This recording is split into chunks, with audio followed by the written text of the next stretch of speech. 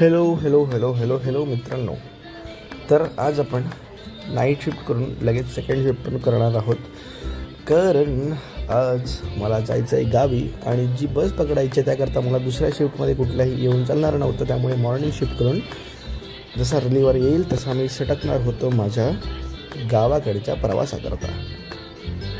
ते पटपट काम होतं ते उरकून घेतलं आणि जे लाईव्हचं काम असतं न्यूजचं ते मी करतो. त्यामुळे माझा रिलीवर येईपर्यंत मी काम करत होतो.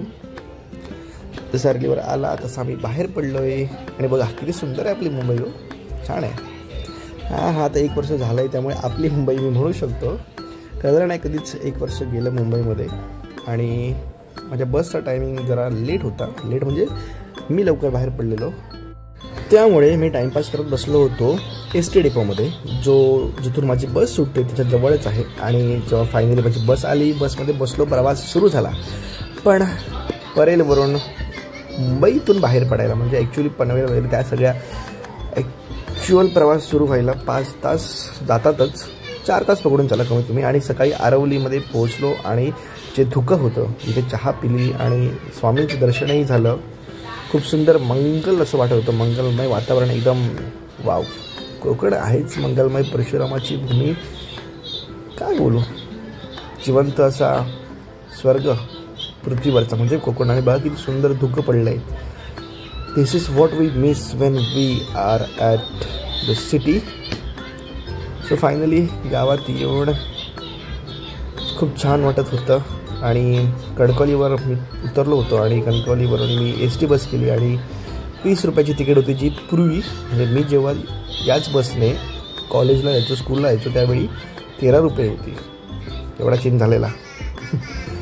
आणि पप्पा मला न्यायला आलेले बस स्टॉपवरून.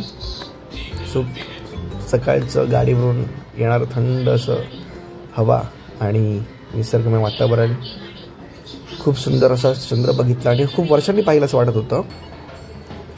चला तर आज फायनली आणि योगायोगाने मला सप्ताह भेटला, जो एक खूप सुंदर कल्चरल असा कार्यक्रम असतो.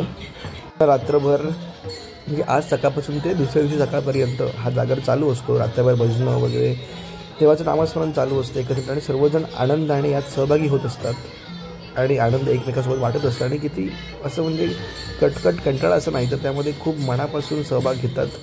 याच आठवणी असतात ज्या आपल्याला गावासोबत जोडून ठेवतात. आणि ह्याच आठवणी मी जमा करत होतो. एक ते क्षण असतात जे गावापासून दूर जरी असलो तरी गावासोबत जोडून ठेवतात आणि परत गावाकडे यायला आपल्याला भाग पाडत असतात.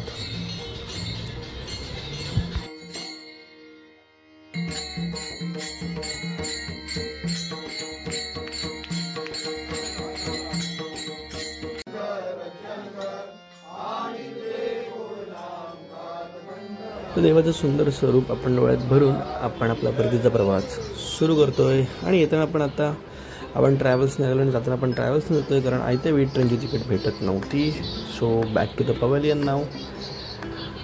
आणि इथून निघताना खूप जीव जड होत असतो. काहीतरी कारच्यावर दगड ठेवल्यासारखं वाटत असतं. आणि चला भेटू नंतर मग आपण एका नवीन ब्लॉगमध्ये. तोपर्यंत टाटा, गुड बाय, खतम. Thanks for watching.